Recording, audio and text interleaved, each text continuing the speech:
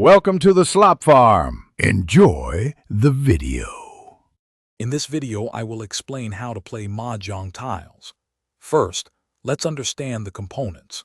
Mahjong is a fascinating game played with 144 unique tiles.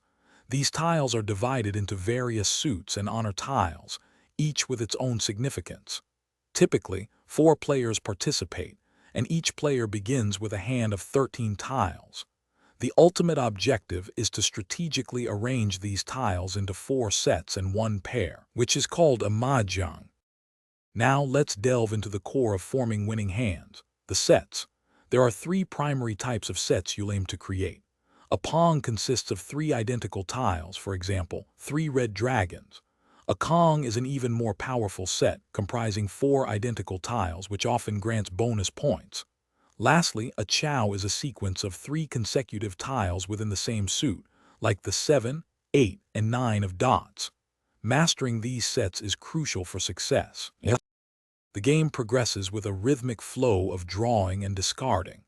On your turn, you'll draw a new tile from the wall, which is the stack of face-down tiles. After careful consideration, you must then discard 1 tile from your hand, placing it face-up in the center. Other players have the opportunity to claim your discarded tile to complete a pong, kong, or chow, which can significantly alter the game's momentum. This dynamic interaction keeps every player engaged. The ultimate goal is to declare mahjong, signifying you've successfully assembled 4 sets and 1 pair. This winning hand will always total 14 tiles after your final draw or claim. Once mahjong is declared, the round concludes and scoring begins.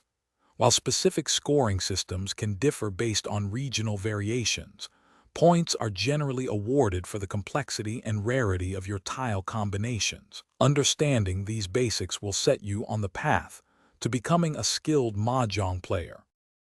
Thanks for watching. Consider subscribing if we helped you today.